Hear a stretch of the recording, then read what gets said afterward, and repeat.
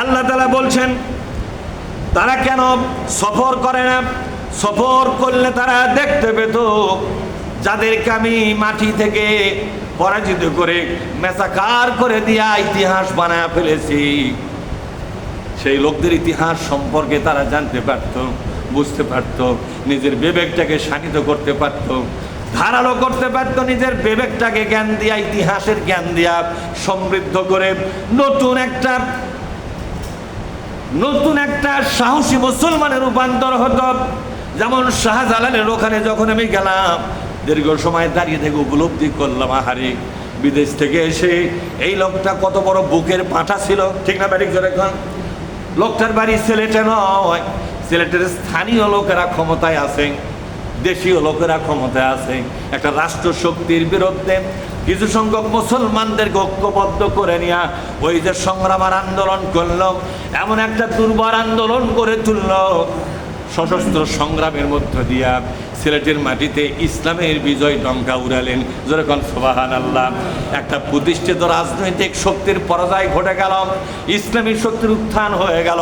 বিদেশ থেকে এসে এত বড় সাহস যদি করে থাকে, আমরা তো দেশি মাল, কথা ঠিক না?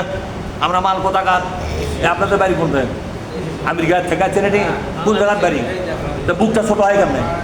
বিদেশ থেকে যদি সাহস দেখাতে পারে, আমরা কি হচ্ছি রে? কথা বল না কেন? আমাদের বুকে এত ভয় কিসে? এত কাপুরুষের মতো মনোভাব কেন? ইসলাম কোন কাপুরুষের জন্য নাজেল হয় নাই। বিভিন্ন আয়াত পড়ে দেখলাম ইসলাম বীর পুরুষদের জন্য আল্লাহ কোরআন নাজিল করেছে। লোকমান হাকিমের জীবনী পড়তে অবাক হয়ে গেলাম।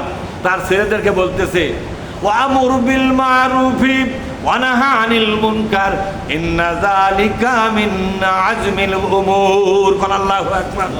ও সন্তানেরা, তোমরা ভালো কাজের হুকুম দিবে, অন্যায় দেখলে যেখানে অন্যায় সেখানেই বাধা দিবে, যেখানে অন্যায় সেখানেই বাধা দিবে। দেখছেন, একই কয় বাপ, একই কয় কি? আমরা কি আমাদের ছেলে মেয়েদেরকে বলছি অন্যায় যেখানে বাধা সেখানে কোনো কথা নাই, অন্যায়কারীর সাথে কোনো আপোষ নাই। অন্যায় চলছে ব্যাংকে, সুদ চলতেছে, ন্যায় না অন্যায়? কথা কয় না? ব্যাংকে যে সুদটা চলতেছে না, ন্যায় না অন্যায়? তা আপনি হাজি মানুষ কোনদিন সমালোচনা করছিলেন? হাজিরা তো আল্লাহর সৈনিক। কার সৈনিক? আল্লাহর সৈনিকেরা বেঁচে থাকতে বাংলাদেশে প্রায় 30 লক্ষ সৈনিক। কয় লক্ষ? আরে অতগুলো মিলিটারি নাই বাংলাদেশে। পুলিশ আর মিলিটারি, র্যাব, কোবরা, সিটা, চৌকিদার আছে না? এগুলো আছে, সমস্ত বাহিনীর বিজিবি ব্যামাক মিলাও 10 লাখ লয়। আর হাজিরা করতে আছে মানুষের সৈনিক 10 লাখও নয়, আর আল্লাহর সৈনিক 30 লাখ পার হয়ে গেছে। এতগুলো সৈনিক থাকতে আল্লাহর বিপক্ষে সুদের ব্যবস্থা বাংলাদেশে পয়সা আছে কেমনে? তার মানে সৈনিকের পোশাক ঠিকই পরে আছেন, যুদ্ধ করবেন না, এরকম লোক আছে না নাই? জোরে কর। এটা কিরকম জানেন? আমার এক দোস্ত একদিন গল্প করতেছে, ওই গেছে এক ওয়াজ করে এক বন্ধুর বাড়ি খাওয়া গেছে। পরদিন সকালবেলা ওই দাঁত ব্রাশ করেছে, ফজর করে বেড়াচ্ছে আর দাঁত ব্রাশ করেছে। দেখে যে এক বাছুর খাড়া করা আছে, তাই লড়েও না, লেঙ্গুরও লাড়ে না।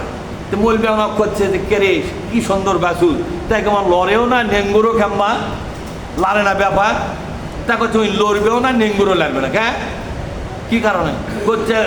ওই ওকারুটা বাছুর আর ভেতরে খ্যাত দিয়ে বোঝাই করা আছে। কি দেওয়া আছে? বলে কে? বলে এই বাছুরটা মারা গেছিল, কিন্তু গায়ের দুধ খুব ভালো এবং বেশি পরিমাণ দুধ।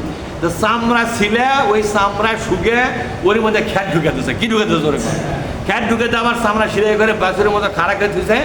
ওই গরু নিয়ে এসে বান্ধিলে ওই সাইডে ছুটে ওগুলো দুধ ছেড়ে দেয়, মনে করে বাছুর আমরা খাবে নি। ওই সুযোগে গরু আমরা দিয়ে এ বাছুর জীবনে লড়বেও না। বাছুরের পোশাক পরে আছে কিন্তু লড়বে না, ভেতরে মাল নাই। ভেতরে কি নাই? মাল নাই। এই মালটা কি? আমরা নামাজি, নামাজের পোশাক আমাদের গায়ে। আমরা রোজাদার, রোজার পোশাক আমাদের গায়ে। আমরা জিকির করি, নফল নামাজ পড়ি, তাহাজ্জুদ নামাজ পড়ি, সব পড়েছে আমাদের গায়ে। আমরা হাজি হজ করেছি, হজের পোশাক, ওমরার পোশাক আমাদের গায়ে। কিন্তু ভেতরে ইসলামের যে সেনাবাহিনীর যে মাল, যে ইমানি শক্তি, ইমানি জজবা, বাতিলের বিরুদ্ধে রুখে দাঁড়াবার জন্য যে চিন্তা ভাবনা, এটা আমাদের অন্তর থেকে খুলে চলে গেছে। আমাদের সব কিছুই পরিচয় থাকবে, একটা কাজই থাকবে না। বাতিলের বিরুদ্ধে লড়াই করার হিম্মতটা আমাদের শেষ হয়ে গেছে।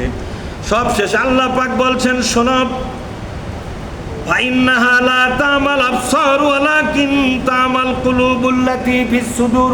মানুষের দুটি চোখ অন্ধ হয় না, মানুষের কলিজার মধ্যে যে চোখ আল্লাহ দিয়েছেন, বিবেকের চোখ, জানার চোখ, অনুসন্ধানের চোখ, এবং দেখে দেখে জ্ঞান অর্জন করে নতুন করে রুখে দাঁড়াবার যে হিম্মতের চোখ, এই চোখটা মানুষের অন্ধ হয়ে যায়। এই চোখ যাদের অন্ধ হয়ে যায়, ধীরে ধীরে তাদের ঈমানটা কানা হয়ে যায়। ভাইরা আমার, সেই জন্য আসুন না আমরা আল্লাহর দরবারে এই নিয়ত করে, আল্লাহ যেন আমাদের সকলকেই বাংলাদেশে শাহজালালের মতো, শাহ সুলতানের মতো আর একটা ইসলামের বাংলাদেশ গঠন করার জন্য যে ভূমিকা রাখা দরকার, যে অবদান রাখা দরকার, একজন হাজি হিসেবে, একজন আলেম হিসেবে আমরা সে অবদান রাখতে রাজি আছি। বলেন রাজি আছি? আমরা কি সবাই রাজি আছি? হাত তুলে রাখবে না, হাত তুলে রাখবে না। রাজি আছি কিনা তাই বলছি। ইনশাল্লাহ বললে, হাত তুলেছেন কেন? হাত তুলতে বলিনি। আমরা রাজি আছি কিনা তাই বলেন। আল্লাহ আমাদের সকলকে কবুল করুন। আমি আসসালামু আলাইকুম ওয়া রাহমাতুল্লাহ।